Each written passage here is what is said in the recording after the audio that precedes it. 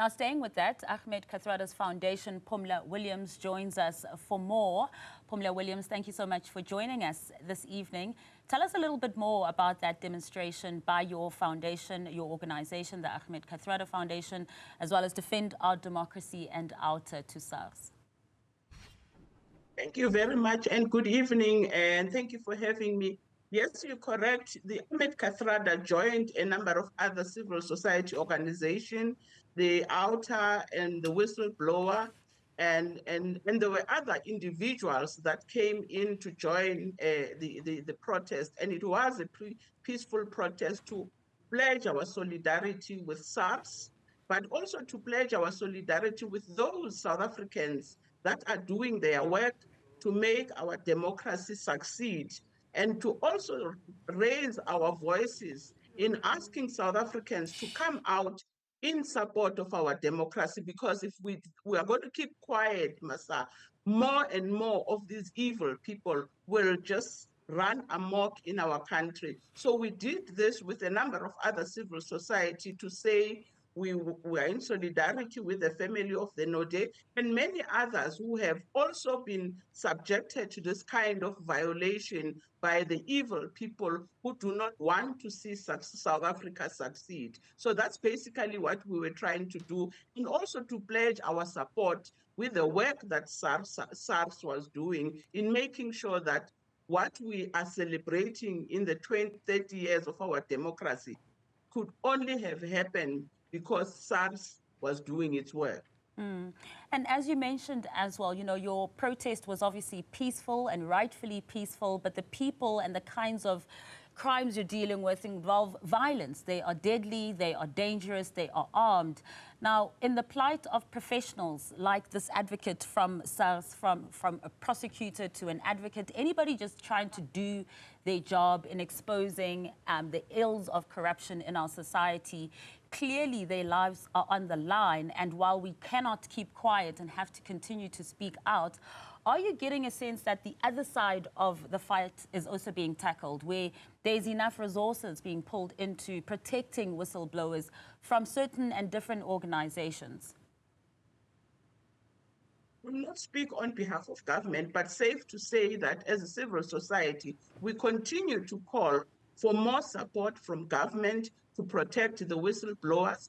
But what is key for us is South Africans also doing their part, because I do want to believe the police can do so much. But if us as civil society, as individuals, we know we have some information that we can share with the law enforcement agencies. And as I was saying when I was talking today, to say most probably there's somebody somewhere who may have been aware of this attempt on Advocate Noje's life. And if that particular person had spoken, we probably wouldn't have been where we are. So yes, we're calling government to support and protect the whistleblowers, but we are also calling on society to do their part. And it also seems, you know, last week, Zenzele Sithole, who's a forensic investigator, she was shot dead in Johannesburg. And again, in the month of August, we had the anniversary of Babita Deokaran's assassination in her driveway as well. These are ordinary men and women who are honest, who are doing their jobs, but also they're leaving families behind. And year on year, we're calling on government for more protection of these whistleblowers, but it doesn't seem to be happening. I don't think it will mean that we should give up. I think the day we give up, that's the day our country will going on a slippery slope onto a mafia state. We have to fight on.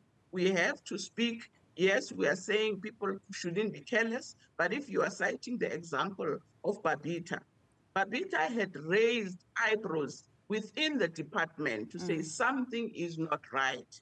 But the individuals that were there could have also alerted the law enforcement agencies so that we protect people like Babita, who could have been saved possibly if somebody had spoken.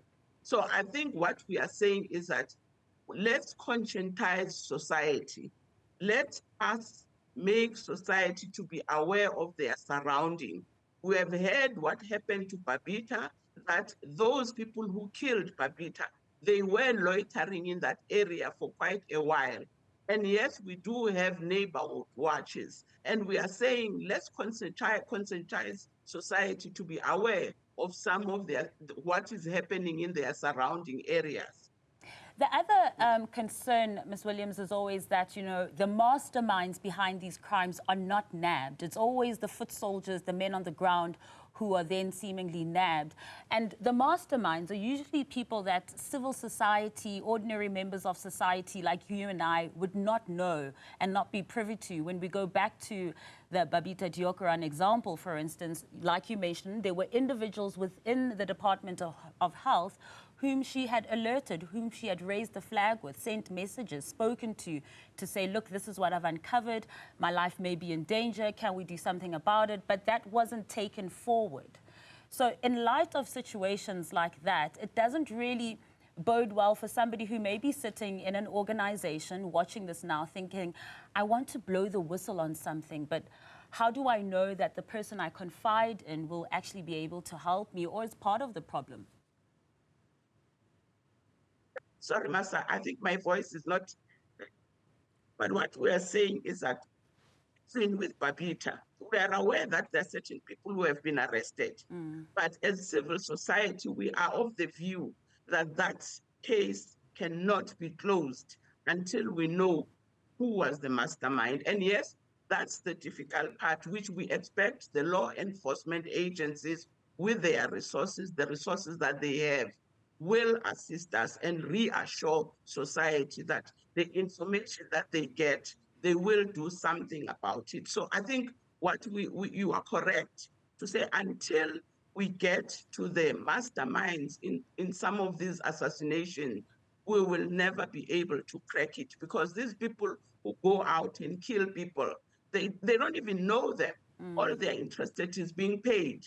And until we get the person who has killed, who has hired them, then we will begin to start making progress. Because what is happening is that most of the people who are pulling the guns are not the culprits. And we are appealing to the law enforcement agencies to do their bit in making sure that they assist us. Absolutely. Ms. Phumla, thank you so much for your time. I'm going to go let you rest your voice as well, but really do appreciate your time and your insights.